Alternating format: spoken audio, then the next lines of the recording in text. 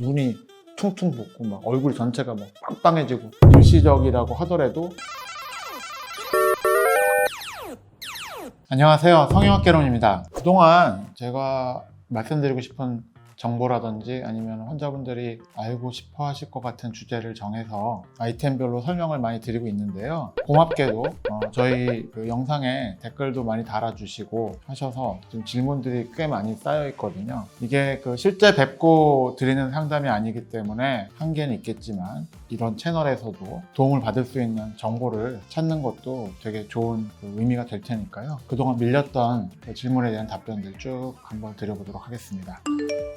내용을 간단히 말씀드리면, 선생님 제가 임신한 줄 모르고 코 수술을 했는데 실리콘, 기증류경골, 귀연골 사용했고 항생제를 11일 정도 먹었는데 임신 확인 후에는 약을 중단했습니다. 그런데 의사 선생님 말씀으로는 임신을 하게 되면 호르몬 때문에 염증이 발생할 수도 있다는데 정말 그럴까요? 라는 질문입니다. 자, 우선은 임신하시게 된 거 축하드리고요. 저도 뭐 산부인과 전공은 아니지만 임신 초반 몇 주가 제일 중요하다고들 하고 약물이라든지 영양 상태 이런 것도 사실 초반이 제일 중요하다고 알고 있죠. 근데 보통 성형외과에서 주는 항생제는 예방적 목적으로 사용하는 항생제이기 때문에 강하거나 위험성이 높은 항생제를 사용하지는 않습니다. 그렇기 때문에 아마도 괜찮으실 거라고 생각은 하는데 11일 정도 드셨다고 하셨으니까 이 부분은 담당 산부인과 선생님하고 약품명을 적어 가셔서 알려드리고 한번 상담을 받으시면 좋을 것 같고요. 자, 이제 두 번째 질문인데, 임신을 하게 되면 호르몬 때문에 염증이 발생할 수 있다고 말씀하셨다고 하네요. 이게 이 부분이요, 교과서에 딱 이런 부분이 나와 있진 않아요. 지난번에 제가 그 코로나 감염 예방을 위한 백신을 맞고 나서 성형수술한 부위,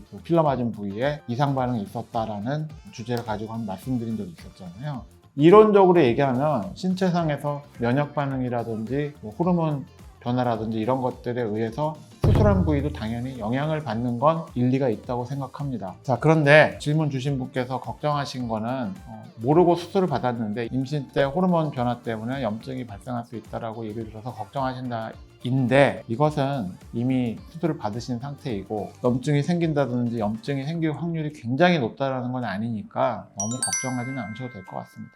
자, 근데 제가 이런 내용에 대해서는 사실은 깊이 공부를 하거나 저희 성형외과 쪽에서 교과서라든지 아니면 책자에 이런 내용에 대한 언급이 없었기 때문에 크게 문제가 없다고 생각을 했었는데, 이건 그냥 논외로 제 경험을 말씀드리자면, 저도 이제 의사가 된 지 오래됐고 성형외과 의사로 저희 병원을 운영한 지도 꽤 됐죠. 제가 아주 초창기에 수술했던 분들은 지금보다는 젊었을 때고 환자분들도 20대 분이 많으셨을 때였던 것 같아요. 그래서 5년 아니면 10년 아니면 15년 된 환자분들이 다른 용건이 있으셔서 저한테 방문하신 적도 간간히 있었고 결혼한다는 얘기도 전해 듣기도 하고 했죠. 근데 경험상 보면 임신하고 나서 사실 약간 염증 반응처럼 보이는 분들도 있었던 거는 같습니다. 근데 경우의 수가 많지 않기 때문에 이거를 딱 그렇다 안 그렇다라고 딱 잘라서 얘기할 수는 없는데, 임신을 하시게 되면 여성의 신체에 당연히 호르몬 변화가 올 것이고 누구나 다 따라오는 부종이라든지 입덧이라든지 갖가지 과정을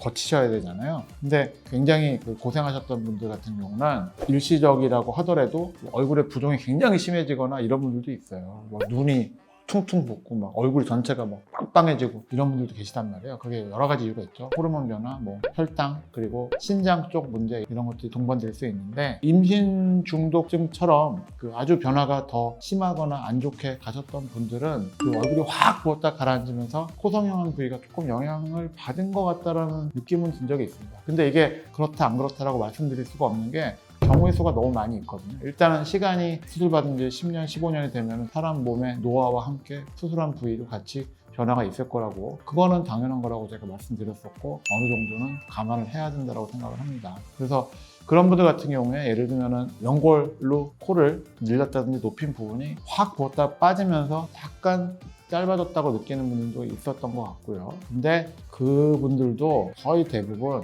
이게 염증이다, 실리콘에 감염이 돼서 제거를 해야 된다 라고 하는 분들이 그렇게 많지는 않았던 것 같습니다. 자, 그래서 질문 올려주신 분께서 궁금해하시거나 걱정하는 부분에 대해서 제가 시원하게 잘라서 말씀드릴 수는 없어요. 어떤 식으로 어떤 정도로 했는지는 수술하신 선생님이 제일 잘하실 거란 말이에요. 아마 그 선생님께서도 아마 저랑 비슷한 경험을 하셨거나 아니면은 생각을 갖고 계신 분이라서 아마 살짝 그런 설명을 드린 것 같긴 한데, 수술하신 선생님도 임신하신 거를 알게 되셔서 혹시라도 모르니까 조금 조심하시라는 뜻으로 말씀드렸을 거라고 생각을 합니다. 뭐 제가 생각할 때는 그렇게 걱정할 정도는 아닌 것 같고요. 우선은 아이가 제일 중요하고 그 산모분의 건강이 제일 중요하잖아요. 그래서 너무 걱정하지 마시고요. 건강하게 출산 잘 하시고, 수술하신 선생님께 지나고 난 다음에 한번 찾아가서 한번 체크하시고 이상이 없으시다라고 하면 저는 별 문제가 없을 거라고 생각합니다. 그러니까 너무 걱정하지 않으셔도 될 것 같습니다. 감사합니다. 지금까지 성형학개론 조기란 원장이었습니다.